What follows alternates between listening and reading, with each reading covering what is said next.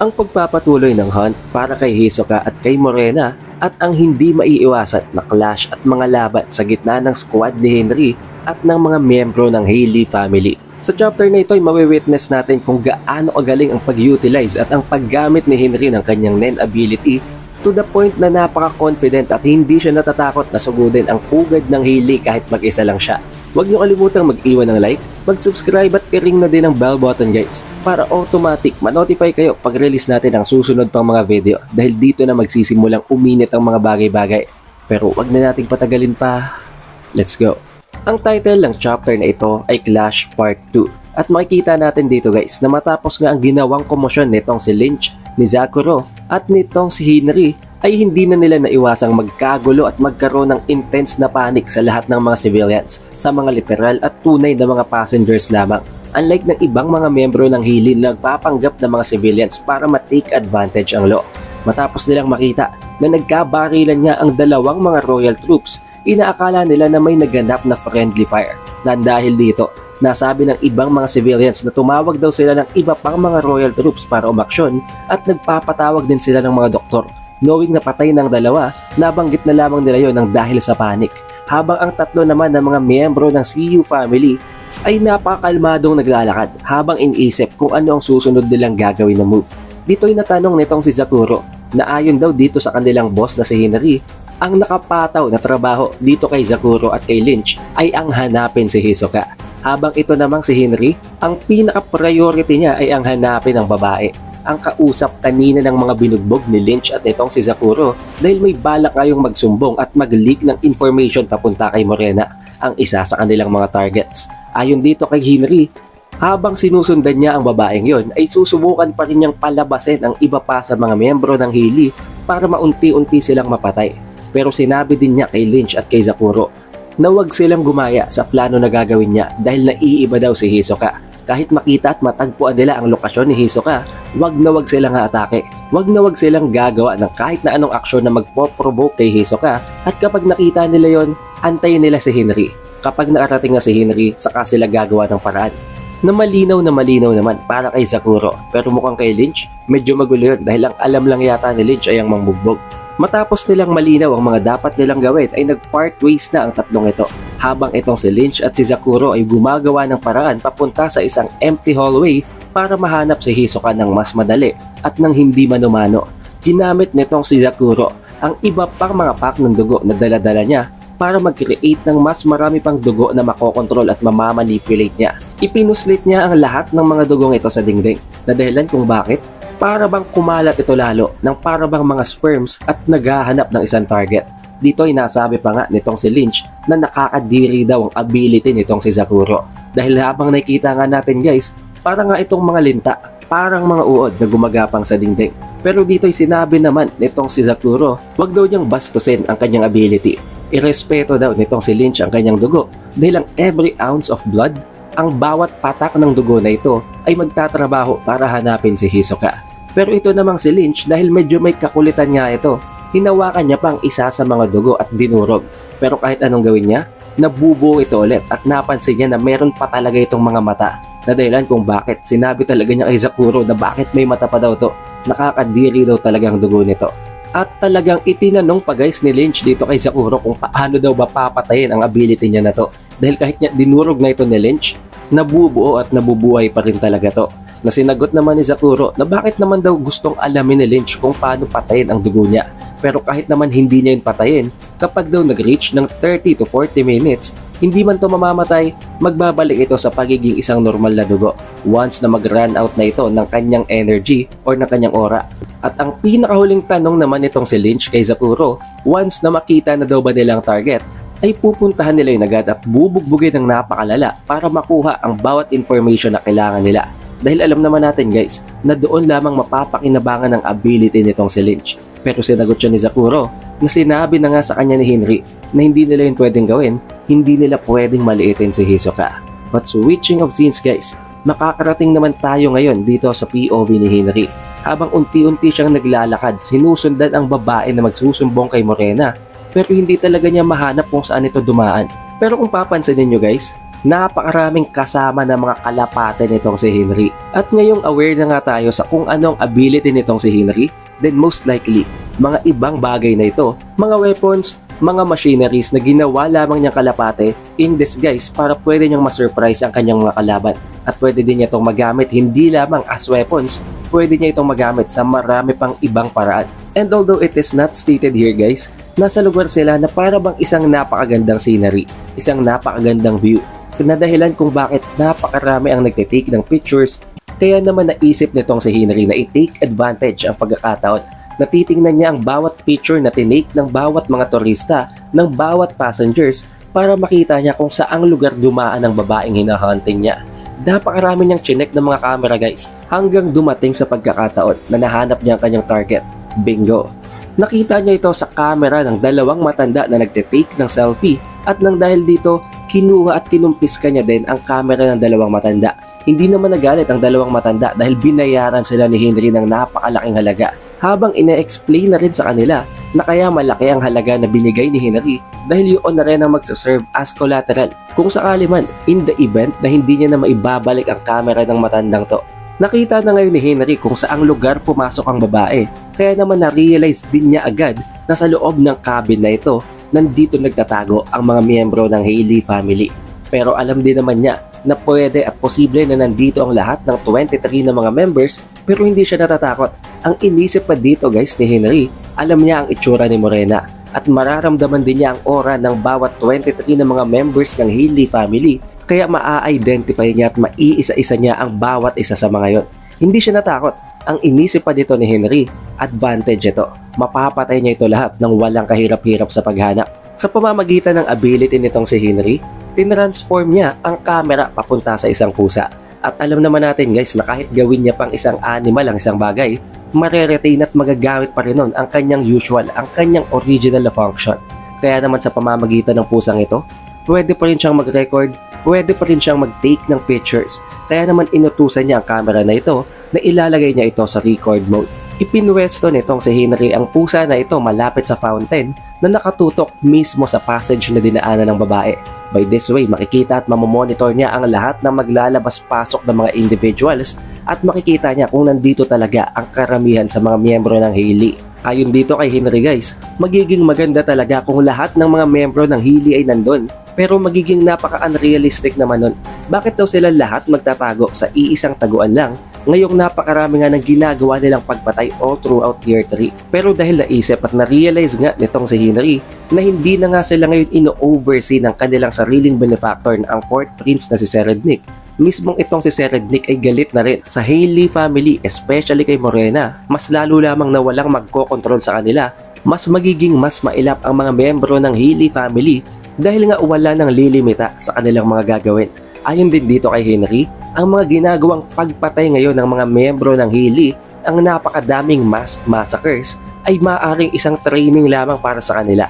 Para kapag nangyari na nga ang all-out war sa gitna ng mga mafia families, alam na nila kung paano sila papatay dahil sanay na silang gawin yun. Pero habang napakalalim ng iniisip nitong si Henry, may 3 miyembro pala ng Hailey family ang tinititigan at pinagmamatyagan siya. Naiinis pa nga sila kay Henry guys dahil unang-una sa lahat, mag-isa daw na pumunta itong si Henry na ang underboss ng CU family papunta dito sa pugad ng Hailey. Minamalit daw sila nito. Ayon naman sa isa sa 3 to, pwedeng ginagamit daw ngayon ni Henry ang tinatawag nilang N. Kaya naman pag lumapit sila sa around 5 meter radius na proximity sa kinatatayuan nitong si Henry, madedetect sila nito at malalaman nito na merong ibang mga miyembro ng Hailey na marunong nang gumamit ng net. Na dahilan kung bakit nabanggit naman ng isa sa kanila na kung ganon, mauuna siyang sumugod. At once na maging caught off guard na itong si Henry, once na madistract siya, atakihin na ito ng dalawa. Therefore, mapapatay nila yun ng walang kahirap-hirap. Pero may pinaproblema sila dito guys. Kanino mapupunta ang 10 points na maa-achieve kapag pumatay ng isang non-user? Dahil alam naman natin guys na may level system nga nang dahil na nga sa ability nitong si Morena na ang contagion. Sabi ng isa, bakit daw hindi nila paghati-hatian ng 10 points?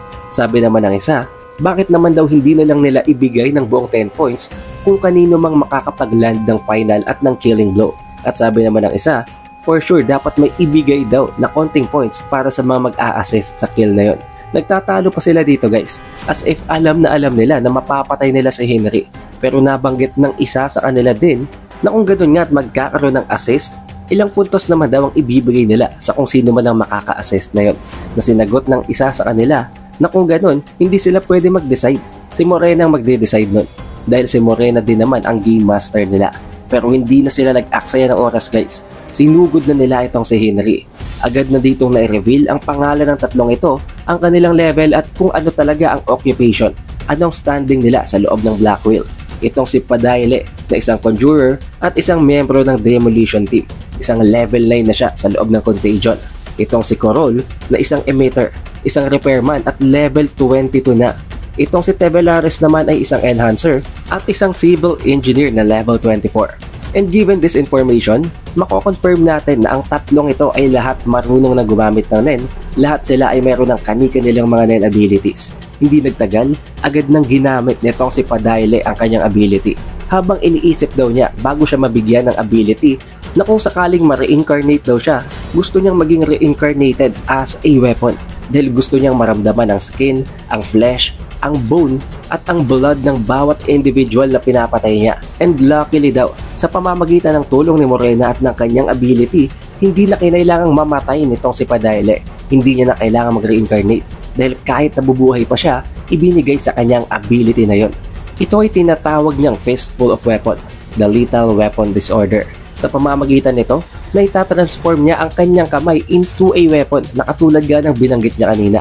Sa pamamagitan ng tulong ng ability nitong si Morena, kung anong ginugusto ng kanyang mga alagad, kung anong ginugusto ng mga miyembro ng kanyang contagion ay naibibigay yun ng ability niya.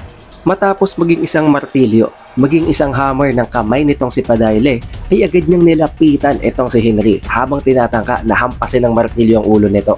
However, nagulat na lamang siya nang hindi niya maigalaw ang kanyang kamay at nang mapansin niya na nakaposas na pala ito habang nakadikit at naka-intact sa isa sa paa ng mga kalapate. Dito na-realize ditong si Padayle na hindi normal na kalapate ang mga lumilipad ng mga kalapating yon sa paligid nitong si Henry dahil ito ay isang NEN ability. Tinanong din siya dito ni Henry guys habang sinasabi na ability daw ba talagang ginagawang ito ni Padayle. Dahil kung iisipin, hindi talaga to ability dahil napakasimple nito. Parang nagdala lang din ng martilyo itong si Padayle kahit hindi pa siya gumamit ng supernatural powers. Pero hindi lang yun, nag-transform pa further ang kalapate nitong si Henry at ipinosas talaga ang dalawang magkabilang kamay ni Padayle sa kanyang likuran. Nang dahil dito, hindi na siya makagalaw. Pero mas lalo pang pinrovoke ni Henry ang iba pang mga kasamahan ni Padayle habang tinatanong na what about the other two daw? Anong gagawin ng dalawang kasamahan niya? Tititig na lang ba ito? Dahil nag-aantay daw siya. Nang dahil doon, sumugod na din ang dalawang kasamahan pa nitong si Padayle habang binubunot ang kanilang mga baril.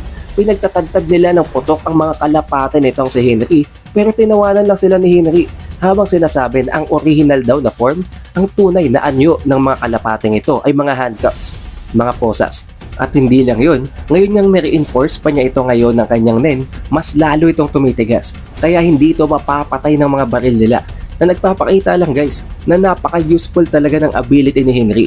Isipin nyo, nakaka-create siya ng mga creatures na ganito. Napaka-handy at magagamit niya in any situation at mareretain pa nito ang durability. Paano na lamang kung mag-transform itong si Henry ng isang shield o ng isang tangke papunta sa isang tigre? Hindi mapapatay ng kahit na ano. Napakakunat nun guys. But at this point, nakawala na pala itong si Padayle sa pagkakatali ng kadena sa kanyang kamay. Dahil tinransform niya ang kamay niya kanina na isang hammer, na isang martilyo, papunta sa isang barena, sa isang drill. Sa pamamagitan nun, hindi na nga yun malalak at makakalusot na yun sa circular na butas ng posas. Nang dahil dito, nakapag-launch itong si Padayle ng isang surprise attack kay Henry na buti na lamang nga guys ay napakalakas talaga ng reflex nitong si Henry. Nakita at naramdaman niya ito kahit on point blank range ng atake ni Padayle at nagawa niyang mapigilan gamit ang kanyang dalawang kamay. Kahit na napigilan niya yun, still, nasalo naman ng kamay niya ang drill. Nabutas ng barena ang kanyang kaliwang kamay pero hindi naman nun tinamaan ng kanyang muka kaya all in all, okay pa rin yun kaysa naman mukha niyang tinamaan. Habang iniisip at pinupuri pa nga dito nitong si Henry si Padayle na hindi naman daw pala ganun kawalang kwenta ang ability niya dahil kaya niyang i-transform ang kanyang kamay into anything, mapa-weapon o mapa kahit na anong paraphernalia na magiging effective para sa kanya. na pinagtawanan naman siya dito nitong si Padayle habang sinasabing talagang magkakaiba yun dahil magkakaibang gagamitin niyang tools sa magkakaibang tao na pinapatay niya. Pero nagulat na lang si Padayle nang bigla siyang matalapid dahil ang isa pala sa mga pigeon, ang isa sa mga kalapatay dumaan sa paa niya at nag-transform ulit papunta sa isang posas para pigilan ang kanyang movement. But now, idinikit na ngayon ng pigeon or ng kalapate na ito ang posa sa kanyang kamay habang pinagdidikit ang kanyang kaliwang kamay at ang kanyang kaliwang paa. Na dahilan kung bakit hindi na siya makagalaw ngayon. Pinagtatawanan na siya ulit ngayon ni Henry habang tinatanong siya kung ano naman ang gagawin niya ngayong nakatali ang kamay at ang paa niya. Galit na galit dito si Padayle guys habang sinasabi sa dalawa nitong si Henry na anong gagawin nila. Papanoodin na lang daw ba nila habang pinaglalaroan at pinapatay niya ang kasamahan nito. But even in this helpless situation, hindi sumuko itong si Padayle guys. Tinransform niya ang kanyang kanang kamay papunta sa isang palakol habang iniisip na kadena lang naman daw ang nagtatali sa kamay at sa paa niya. Kapag ginamit niya ang palakol, mawawasak niya ang kadenang yun. Pero walang nagawa itong si Padayle habang hinahawakan ni Henry ang palakol niyang kamay at ihinampas ito sa kanyang sariling ulo.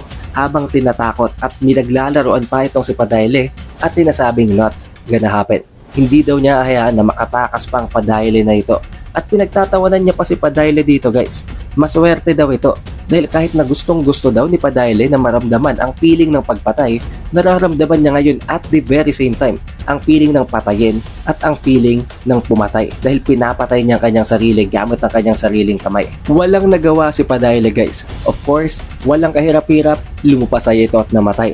Habang ang dalawa tumakbo ng napakabilis at takot na takot kay Henry. Habang si Henry naman iniisip na kung sana posible daw ayaw niyang gawin ng paglalaban na yon sa gitna ng public.